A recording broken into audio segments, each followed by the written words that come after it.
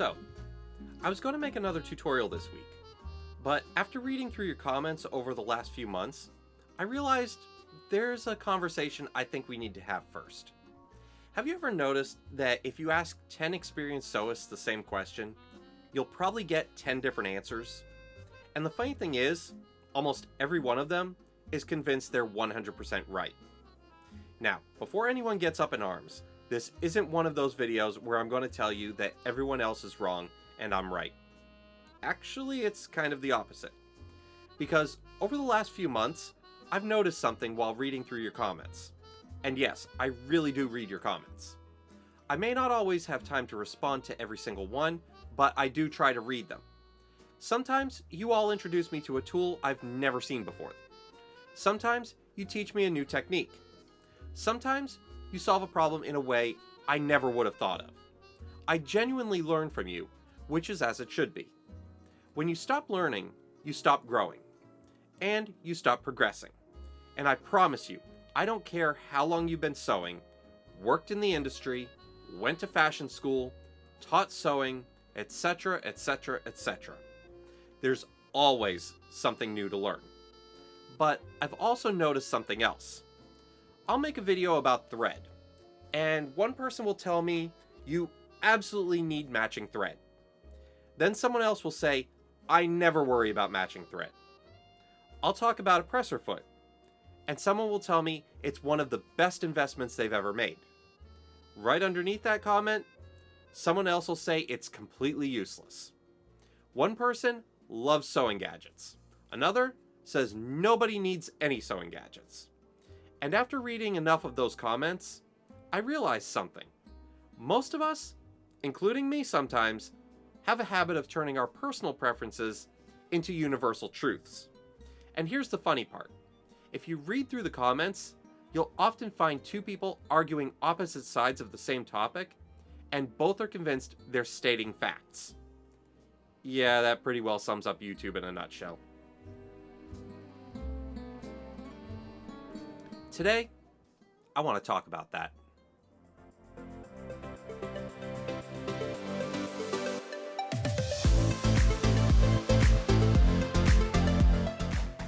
Before we dive in, if you're new here, welcome to Parks Crafty Creations. I'm your host, Brian Parks. And before we jump in, if you're new here, my goal with this channel is to help make sewing less intimidating and a whole lot more fun. If that sounds like something you're into, consider subscribing, because that's exactly what we do around here. Because I think understanding the difference between facts, techniques, and preferences is an important discussion to have that ultimately will save you money, frustration, and maybe even help you enjoy sewing a little more. Let's start with facts. Facts don't care what you or I prefer. Cotton can shrink. A dull needle can damage fabric. Not threading a machine correctly will cause issues. Those aren't opinions. They're simply the way fabric, thread, and sewing machines behave. Now, let's move to techniques. Techniques exist because someone figured out a reliable way to accomplish a particular goal. Pressing as you sew usually gives you a more accurate result. A walking foot helps feed certain fabrics and multiple layers more evenly. A Hong Kong finish provides a clean way to finish a raw seam allowance. Those aren't really opinions either. They're techniques designed for specific situations. Then we get into the third category, and this is where things can get messy and, sadly, even argumentative. Preferences. Here's where I think we all get into trouble. We spend years sewing, and usually we'll gravitate towards a specific type. Quilting, home garment making, crafts, professional fabrication, professional tailoring, teaching, and along the way, we develop little habits. Favorite tools, favorite thread, favorite presser feet, favorite ways to finish seams. Eventually, we stop thinking, this is how I like to sew. Instead, we start thinking, this is how sewing should be done. I know this because I've caught myself doing it too. It's human nature. When something works really well for us, we naturally want to recommend it. And that in itself is fine. Recommendations help offer up choices that others might never experience or think of. And that broadens the horizon of possibilities. The problem comes when we accidentally remove the words, "for me." One of the reasons I started this channel was to help make sewing feel less intimidating. Because I remember what it was like starting out. You buy your first sewing machine, you're excited, and you start watching videos. And suddenly, it feels like you need 30 colors of thread, every specialty presser foot, 5 rulers, 3 rotary cutters, the most expensive serger on the market, an embroidery machine with the biggest hoop and computerized everything. Oh, and God forbid you have last year's model and didn't drop another $20,000 for this year's model. Pfft, you call yourself a sewist. Expensive scissors that cost more than my car payment, a dedicated sewing room that looks like it should be on HGTV. Oh, and God forbid you're a guy doing this. I've got some stories about that, let me tell you. Anyways, before you've sewn your first pillowcase, you've convinced yourself sewing is going to cost a fortune, everyone's stuck up because you don't have a machine that costs as much as a car, and you're nothing if you haven't spent decades studying fashion design, made 10,000 quilts, own a fabric store worth of inventory, and, well, you get the idea. And that's all absolute and utter nonsense, and exactly what I don't want. I'd much rather see someone start sewing with a handful of basic supplies than feel like they have to own an entire sewing store of inventory before they're allowed to begin. That's why you'll hear me say things like, beginners don't need every thread color. Notice what I didn't say. I didn't say matching thread is bad. I didn't say you should never buy more thread. I said beginners don't need to feel pressured to own all of it right away. That's a completely different message. One comment I see fairly often is something like, I have to have perfectly matching thread. And if that's you, wonderful. If matching thread makes you happy every time you open your garment, use matching thread. There's absolutely nothing wrong with that. But here's where I gently push back. I've also heard people say that contrasting thread automatically makes something look homemade. I don't believe that's true at all. In fact, I intentionally use contrasting thread all the time. Sometimes I want decorative top stitching to stand out. Sometimes I want it to become part of the design. Go look at jeans.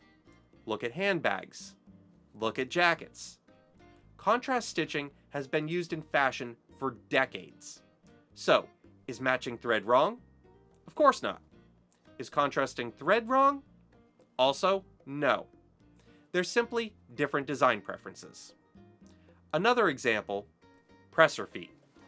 I made a video talking about presser feet that often get overlooked. One person might say, I use that foot on almost every project. Another person says, I tried it once and banished it to my accessory tray, never to see the light of day again. So, who's right? Maybe both of them. Someone who mostly quilts has different needs than someone making tailored garments. Someone sewing bags has different priorities than someone sewing baby clothes. Different projects require different tools. That doesn't make one sewist more correct than another. It just means they're solving different problems in their own way. Here's a question I wish more people would ask whenever they hear sewing advice. For what? You should always use a walking foot. For what? You should always pre-wash your fabric. For what? You should never use contrasting thread. For what? Are we talking about quilting? Garment sewing? Bags? Home decor? Leather? Knits? Wovens? Because those are all completely different conversations. Context matters. In sewing, almost everything depends on what you're trying to accomplish. Think about carpenters for a minute. My late dad was a carpenter, building cabinets on yachts for Catalina, based out of Clearwater, Florida. And I work full-time doing graphic design and videos for a company that makes woodworking tools. So I can speak to this one with confidence. Does every carpenter own the exact same tools? Absolutely not. A cabinet maker has different tools than someone framing houses. A finish carpenter has different tools than someone building decks. They're all skilled, they're all professionals, they're simply building different things. Sewing works exactly the same way. Someone making heirloom garments, someone making quilts, someone making backpacks, someone doing cosplay. They're all sewists. So why would we expect them to have the exact same favorite tools? One of the things I genuinely love about reading your comments is that I learn. I've discovered products because of you. I've learned little tricks because of you. I've even changed my mind about a few things because of you. So this isn't me saying my opinions are right and yours are wrong just because I'm in front of a camera. Far from it. Everything I share on this channel comes from my own sewing room, my own projects, my own successes, and yes, my own mistakes and failures. These are the tools that save me time. These are the methods that work for me. If they help you, fantastic. If you found another method that gives you beautiful results, that's fantastic too. Because the goal isn't for you to become a copy of me. Honestly, if 10 years from now, you've become such a confident sewist that you completely disagree with some of my favorite tools or methods, I'll consider that a success. The goal is for you to become confident enough to develop your own workflow. If you've watched my channel for a while, you've probably noticed something. I don't spend much time telling people they're sewing wrong. Instead, I try to explain why I like something, why this tool earns a place in my sewing room, why this technique has worked well for me. Because I don't want you to simply copy me. I want you to understand enough about sewing that one day you might disagree with me. Not because either of us is wrong, but because you've gained enough experience to make your own informed decisions. Honestly, that's one of the best outcomes I could hope for. So, the next time you hear someone say, "You have to," or "You should never," pause for just a second and ask yourself 3 simple questions. Is this a fact? Is this a technique? Or is this simply someone's preference? Learning the difference is one of the most valuable skills you can develop as a sewist. Because once you stop chasing the one right way to sew, you can finally start discovering your way to sew. And I think that's where the real joy of this hobby begins. If you've ever changed your mind about a sewing tool, a technique, or something you swore you'd never use, I'd love to hear about it in the comments. I do try to read every one of them, and some of my favorite ideas have come from conversations with all of you.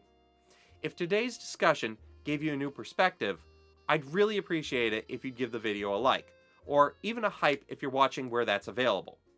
It really does help out the channel, and helps the channel to reach more people who are learning to sew. Thanks so much for joining me today. I've been Brian Parks for Parks Crafty Creations. Happy sewing, and remember, there's more than one right way to sew. The trick is discovering the one that's right for you. Now, if you'll excuse me, I have a tea to finish, and a sewing project that's been waiting very patiently for me to finish. See you next time.